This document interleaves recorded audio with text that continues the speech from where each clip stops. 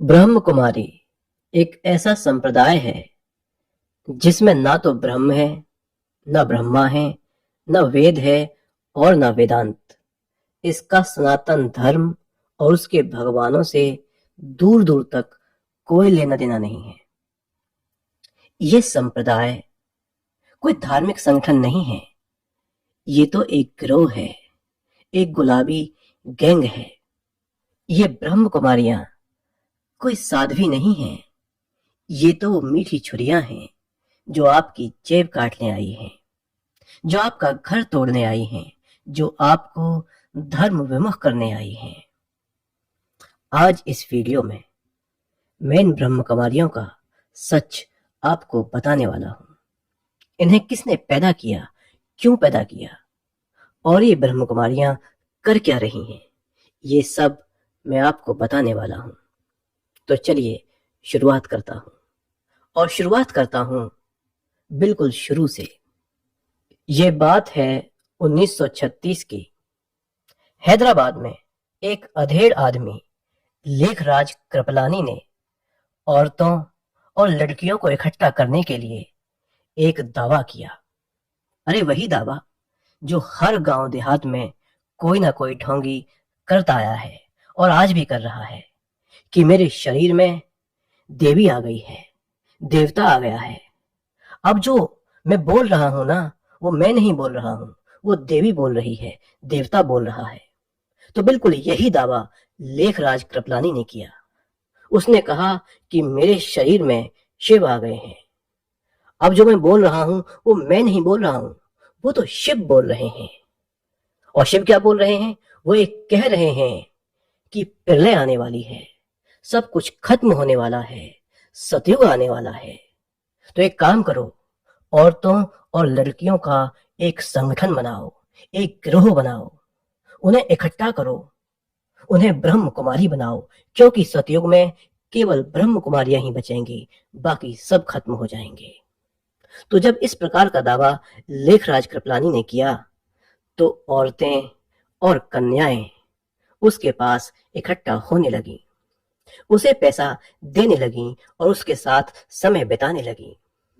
और उसका परिणाम ये हुआ कि लोगों के घर टूटने लगे, लोग आतंकित होने लगे और लेखराज कृपलानी का विरोध करने लगे।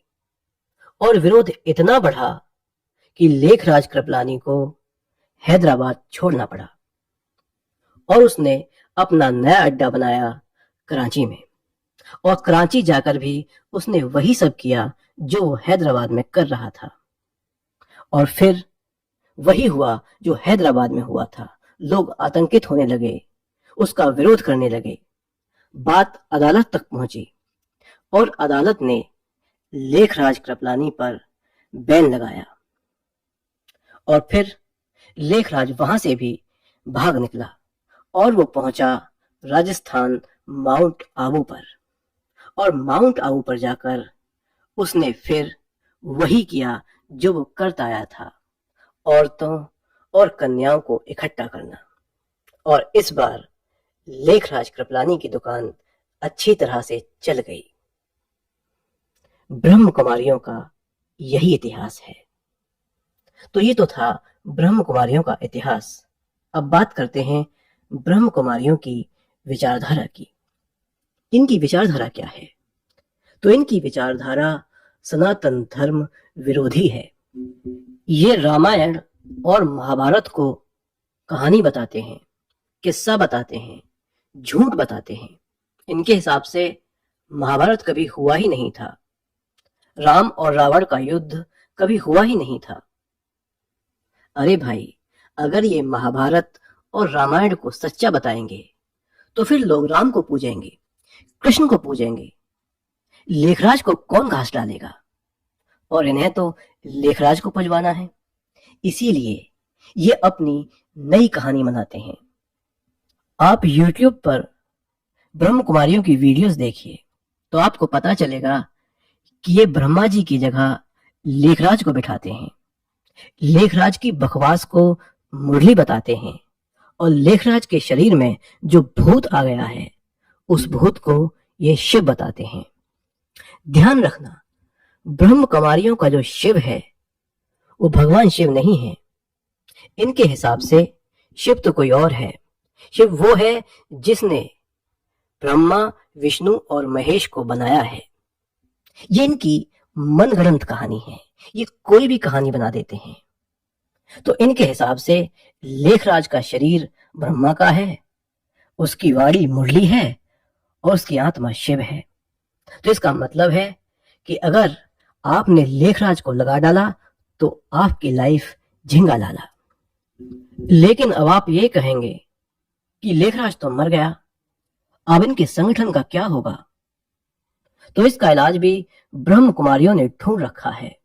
अरे भाई, जब शिव का भूत लेखराज पर आ सकता है तो क्या लेखराज का भूत किसी और पर नहीं आ सकता? जी हाँ, बिल्कुल आ सकता है और आता है। लेखराज का भूत गुलाबी गैंग की सरगना के जिस्म पर आता है और आज भी वो अपनी गोपियों को मुरली सुनाता है। और मुरली में क्या सुनाता है? अरे वही सुनाता है कि सतयुग आने वाला है, दुनिया खत्म होने वाली है, सतयुग में केवल ब्रह्म कुमारियां ही बचेंगी, बाकी सब खत्म हो जाएगा। हालांकि सब खत्म होने की बात ये बहुत सालों से कर रहा है। बहुत सालों से ये दुनिया को खत्म कर रहा है, लेकिन दुनिया है कि खत्म होती ही नहीं है।